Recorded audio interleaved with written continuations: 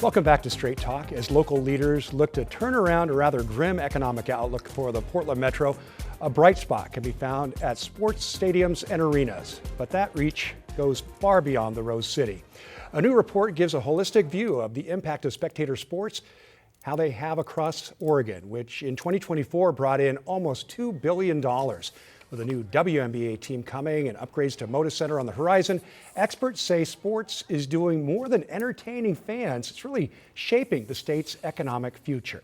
Well, let's bring in two people who are really behind this report. It's great to have you guys here. Mike Wilkerson, Director of Economic Research at Eco Northwest, and Jim Etzel, CEO of Sport Oregon. Great to have you here. Great to be here, Tim. Yeah, thanks for being here. Well, let's talk about the study. This is the first of its kind study, statewide study, really looking at the economics of spectator sports, specifically in professional and D1, Division I college sports. Mike, I'm going to start with you. You've described this as a real bright spot in an otherwise kind of iffy Oregon economy. What did you find? Yeah, let's first talk about the top line numbers and then kind of talk about why that's a bright spot for Oregon. So we found through extensive surveying and engagement with organizations across the state that in 1 year roughly brought in about $1.7 billion. And that's a pretty conservative number in the sense that we're not looking at all sport, and Jim can talk more about that, but that supports about 9,000 jobs across the economy. And that was 2024. 2024, correct. And so that doesn't count, for example, fire, and we can talk more about that. But when you look broadly across the economy, Oregon is struggling right now, struggling to add jobs, struggling to attract population in the way that it historically has. But one of the bright spots in the Oregon economy has been the ability to bring in outside dollars from other parts of the country. And that's called a traded sector. And historically, we've looked at semiconductors as kind of the bright spot poster child for that. Mm-hmm. No state has a larger share of semiconductors contributing to their economy than Oregon. And the state for years has supported that industry. So now we look at sport and we know it's an important part, but we haven't really had the data to support how important it is and think about it as equally contributing to the state's growth of a traded sector economy. And so now that we have this data as a baseline, we can kind of look at that. And we're starting to see some legislative efforts around supporting Moda, supporting PDP and other efforts. But really, this is an opportunity to leverage this as a strength in Oregon. Were you surprised by the results? Yeah, I was surprised. I mean, we had no idea where we were starting from. No one has done this before. And so our best guess is Oregon is about the 10th most kind of important state in terms of sports economy. And that's with not a whole lot of effort. And I think understanding the opportunity here is huge, and that a little bit of additional effort and public-private collaboration can really be a growth opportunity for the state. Yeah. Jim, you've been leading Sport Oregon for coming up on a decade now. Mm-hmm. You should probably describe for people what that organization is, but also this statewide study, why was it so important? And beyond the $1.7 billion in overall economic impact, what stood out to you? Well, what was really important to us was to define what this economy is in Oregon. And, industry-wide, nationally, it's massive, both on the spectator sports tourism side, which is over $100 billion in economic impact in the U.S. alone, and then participatory sports is close to $130 billion a year. Wow. And so we're always asked, when we talk about our value proposition and the opportunity here is, what is it in Oregon? And so that's where we're teaming up with Mike and his team and really digging in with our DMO partners and our university and professional partners around the state. Let's dig into these numbers and really define this.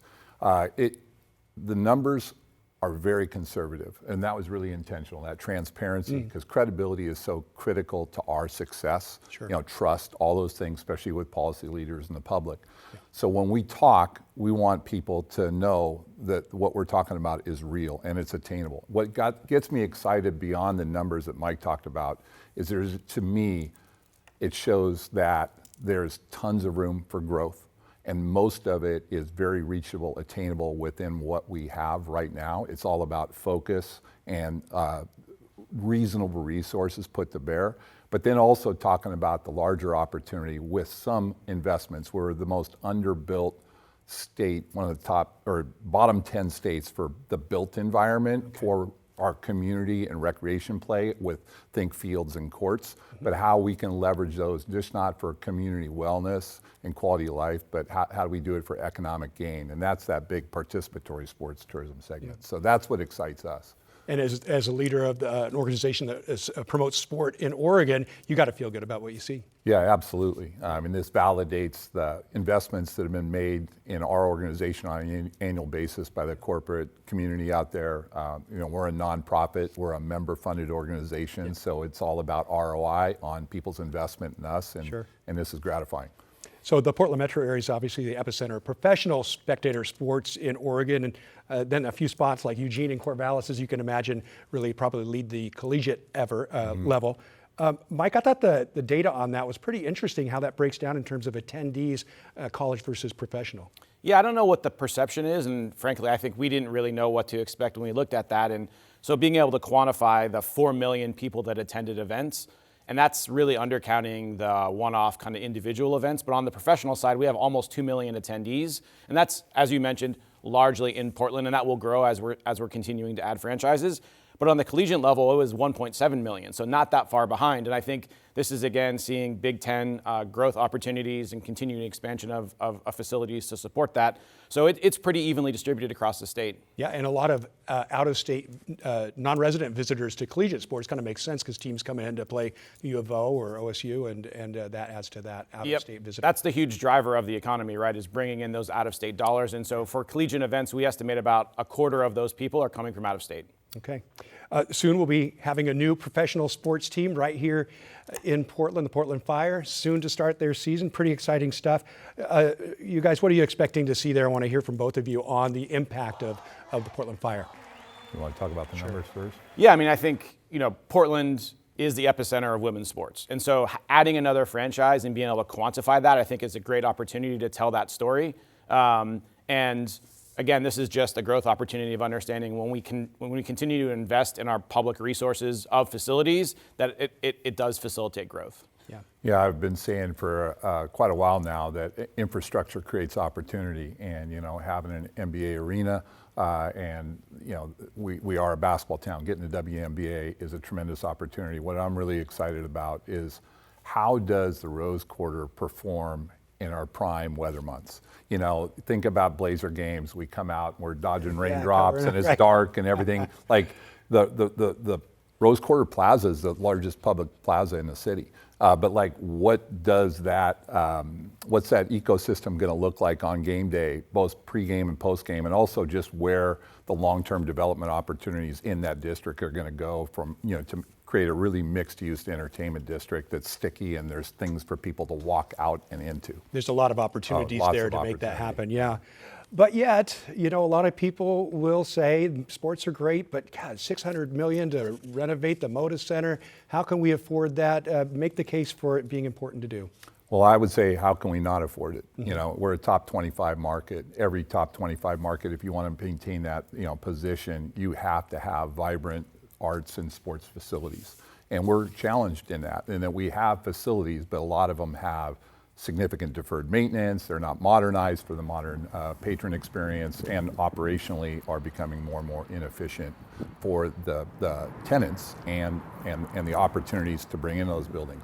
You look from a state investment standpoint, there's very few things that the state invests in that they get a return on. And this report starts to define and improve that at a very conservative baseline.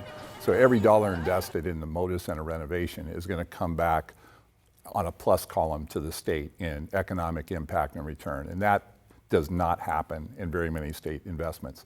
Then the added benefits are it ensures we keep the Portland Trailblazers. It ensures we have an arena that is going to be able to nurture and grow a WNBA team and not have the WNBA team in the same situation. Understanding too that you hear the billionaire argument. Well, this is a publicly owned building. It's city and state owned. It is not, so from a private investor standpoint, but that billionaire tenant, primary tenant of the Blazers, only represents 20 to 25% of the event nights that are in the Moda Center. Yeah. And so what's Portland look like? How do we maintain, being a desirable, livable place, without sports, without arts? And that's eventually we don't want the Women's Final Four in 2030 to be the last major event. We want it to be the first of many moving forward. Right, and you say it would be the last one if we don't do this work. Today, with the arena where it's at 5 years after we bid for this, we would probably not be considered. Not probably, we wouldn't be. We know so. 30 seconds left. It's important to note that this study doesn't cover everything, right? We've got other sports happening in Oregon. Briefly describe what you'd like to see in the next study. Well, earlier I referenced participatory sports. In our industry, in the sports tourism industry, it's divided into two things: spectator sports tourism and participatory sports tourism. Right now, Oregon is an export state. We just send our families out to play everywhere on every weekend. There's no inbound coming in. How do we keep Oregon families here competing and also creating opportunities for kind of our underserved community to have those same experience that they might not be able to afford from the travel play industry? Yeah, great conversation on this. I really appreciate both of you coming in.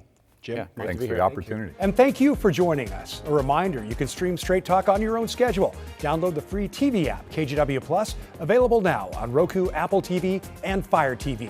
We'll see you back here next week.